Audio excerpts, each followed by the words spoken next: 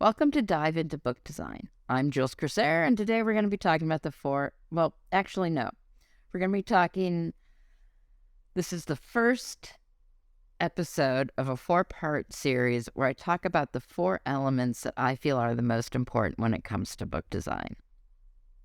The 4 elements, in no particular order, and because my opinion changes on which is the most important on any given day, are trim size, margins, typeface, and by extension, font size and leading. If your software doesn't allow you to customize all 4 of those elements, I strongly recommend finding a software that does. Today's episode I'm just going to be talking about the first element, which is trim size. I should have had a drum roll there. Okay. So, why do I say 4 elements? And why do I say that they're the most important? Well, because more so than any other aspect of book design, changing any one of these elements is going to change the entire look and feel of your book. Adjusting one or all 4 can increase or decrease your page count, can turn a book from an unreadable hot mess into a beautifully designed, readable book. And all of these elements pertain directly to your book's genre and can be the difference between fitting in or standing out. And by standing out, I don't mean in a good way. In short, the trim size, margins, typeface, and font size and leading are all the elements that define a book. If any one of these elements are off, our brain will make certain that we're uncomfortable reading the book, and to add insult to injury, we probably won't know why we're uncomfortable. So, like I said, today's episode is all about trim size, the first item on the list. Incidentally, this is usually the first thing that you'll have to decide when you design a book. It's also the one item that causes the most problems if it's changed after you've decided on the other elements, because they're all dependent on the trim size of your book. Yep. Even the font size and the leading depend on the trim size.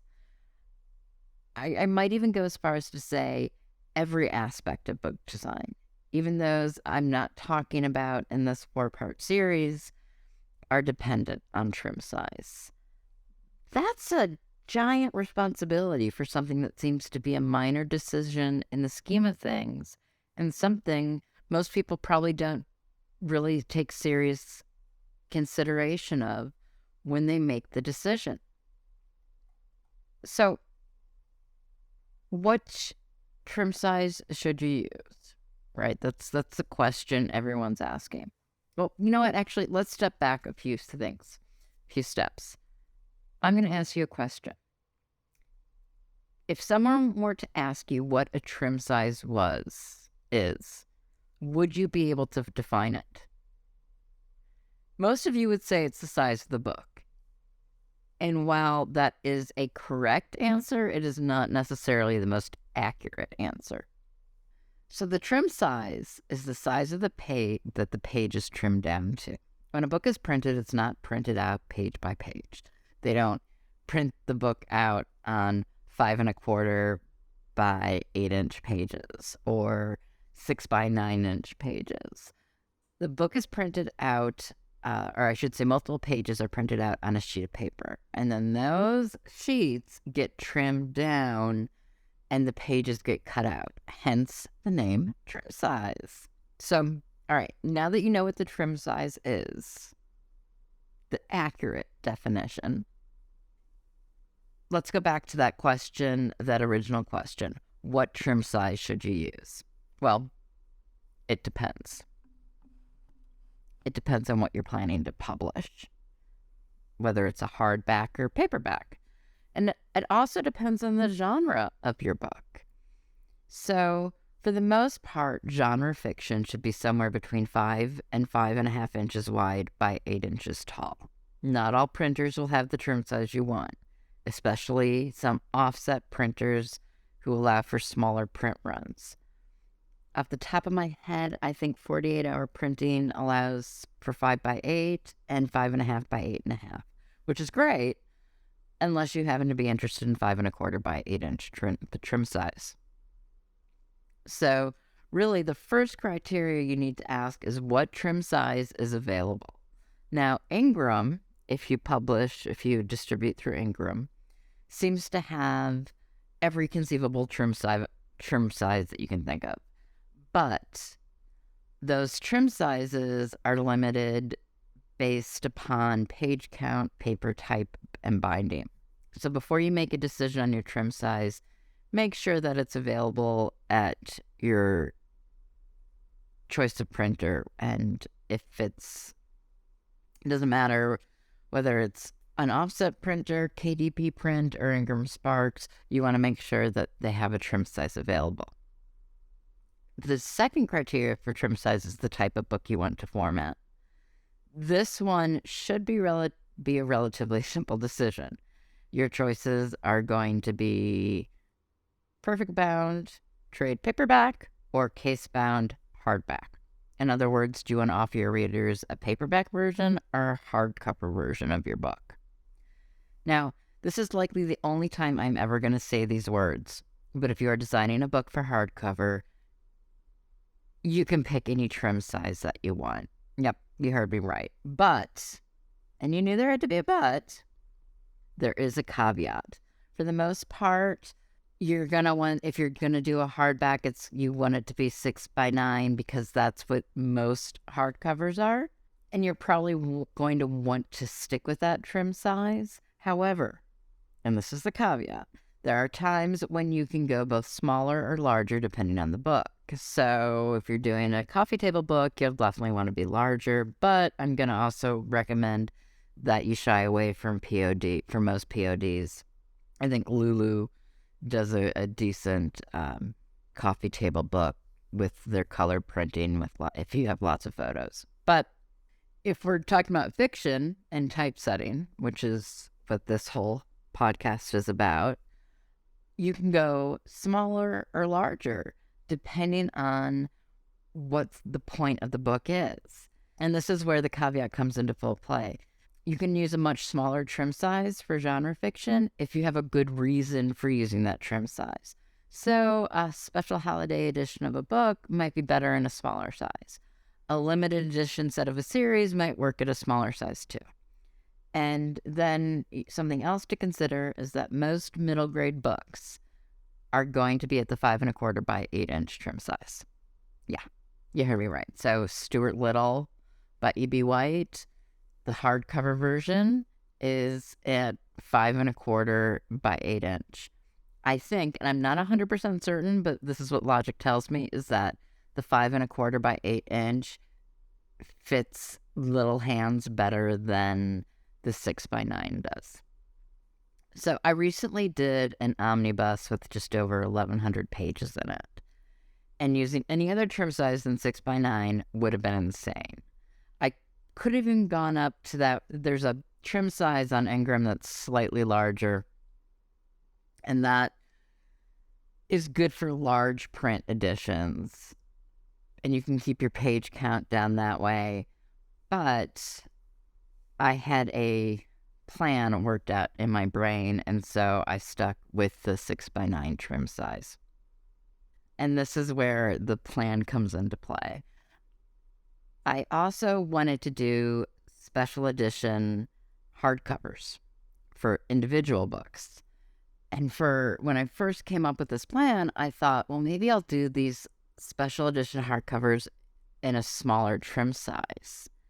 I was actually considering doing them at 4 3/4 by 7.5 because I wanted them to be the special edition, and the dust cover, dust jacket has a very specific look and feel to it, and it would fit perfectly with the smaller trim size. But I ended up doing the omnibus at the same time, and I wanted them to have a similar look and feel, so I ended up going with the 6x9 trim size. If you aren't going to use the 6x9 trim size for your hardcover, know why you aren't and have an answer ready to go. No one's actually going to ask you why you went with something that wasn't 6x9, so it wasn't 6x9, but If you can come up with a sound answer, you'll know that you're making a good decision. Now, what happens if you want to publish a paperback? Well, there are two size ranges, I guess I would call them. Trade sizes and mass market sizes. Although POD can't really do a mass market book because you're never going to hit the cost of printing low enough to match the traditionally published mass markets. It might be interesting to use the smaller paperback size, think somewhere between 4 and 5 inches wide and 7 inches tall. Especially if you are writing within a genre where that mass market size fits really well. I would think cozy mysteries would be ideal for that. I want to say it's 4.97 by 7 inches. I can't think of it off the top of my head, and I should have written it down in my notes, but I didn't. Some genres are just going to fit that mass market size perfectly. Now, I know you can do custom trim size with KDB print, but not with expanded distribution. So if you have that ideal mass market size that you want to do with KDP print, you can do it as long as you set the custom size, but you won't be able to do extended distribution. When it comes to Ingram Sparks, you can't do the custom trim size, but like I said, they have every conceivable trim size that you're probably going to find a trim size that will work for you. You need to look at what you can do and what you want to do with your print books as far as offering them to sale to readers. Most self-publishers are going to opt for the trade paperback size. And when you go into a bookstore, these are the nicer paperbacks that you find. They tend to cost more than mass market books, and they dovetail nicely with the cost of printing that self-publishers have to contend with when it comes to POD printing. If you write genre fiction, and I'm giving you my personal recommendation, but this is my personal recommendation, caveat, harsh advice, blunt advice, stay away from 6x9 for trade paperbacks. Okay, nothing makes a book look more self-published than the 6x9 trim size. And as much as I'd love to say that there's no stigma attached with self-published books, there is. Sticking with that 6x9 trim size is kind of... You might as well slap a big neon sign on the book that says, "This is self-published." And I probably didn't hire a typesetter, and I probably made not that many great choices and ended up going with the default for everything. So it's not going to be a book that you're going to enjoy reading.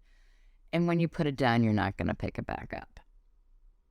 For the dollar you might save by going with a 6x9 versus a 5 1/4 or 5.5 by 8, it's just not worth it. Because most readers who are going to purchase a trade paperback know that there is a premium cost involved, and they're not going to bat an eye between paying $16.99 versus $19.99 for a trade paperback. They just aren't. Don't use cost of printing to choose your trim size. There are other ways that you can keep the cost of printing down, and going with 6x9 is not, it's just not a good choice in the long run. Now, I know Create Space, KDB Print, I think even Ingram says that the most popular print size is 6x9. It's not. It's the most popular print size at PODs with self-publishers. They might have most of their books. Most of the people who publish through them might be using 6x9, but that doesn't mean it is the most popular trim size for trade paperbacks. And one other reason not to go with 6x9 is that for some reason in trade paperbacks, it doesn't fit as comfortably in a reader's hands than the smaller size does. So my personal preference is for 5 1/4 by 8, but anything between 5 and 5.5 is going to be good for width. As far as height of the book goes, just stick with 8. You can go up to 8.5, but it's going to stick out a little bit. I would just go with 8 inches. Plus, it has added benefit of fitting in perfectly with traditionally published books and is the usual height for traditionally published books. Now, if you write nonfiction, then trim sizes can vary depending on the type of nonfiction. In those cases, I'm going to recommend that you go visit your bookstore and you pull out the books in your subject and measure those books, and then build your trim size based upon what you're seeing in the book on the bookshelves and bookstores. So that's really it for trim size, okay? Anything available for hardbacks, whatever floats your boat, as long as you can justify it. And then stick with your genres lane for trades, which is probably going to be between 5 and 5.5 inches wide by 8 inches. I'm sure you're all asking and wondering, why am I so sure about the 5 inches wide by 8 inch range? Well, I've spent many an hour in bookstore measuring books. I've been seriously on the hunt for that elusive 6x9 trade paperback published by a traditional publisher. Guess what? I've yet to find it. So, no matter what KDP Print and all the other experts, and I'm using air quotes around the word experts, for those who can't hear the sarcasm, claim, no, Virginia, 6x9 is not the most common trim size. It might be the most common size for self-publishers, as I've said before, who don't know any better, but it's not for traditionally published books. And it shouldn't be for self-publishers who care about putting out a professionally designed books. And this matters why. Well, we want our books to fit on any shelf right next to a traditionally published book without sticking out in a bad way. We want it indistinguishable from a traditionally published book. Don't believe me? Visit Amazon.com or any publisher's website and check the dimensions of the book.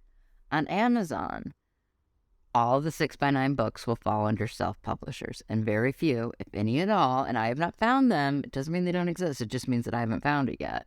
Of the books published by Penguin Random House, Harper's, or Simon & Schuster will have a trim size of either 5.25 or 5.5 by 8. In fact, like I said, very few, if any at all, of books traditionally published will have a trim size of 6x9. Okay.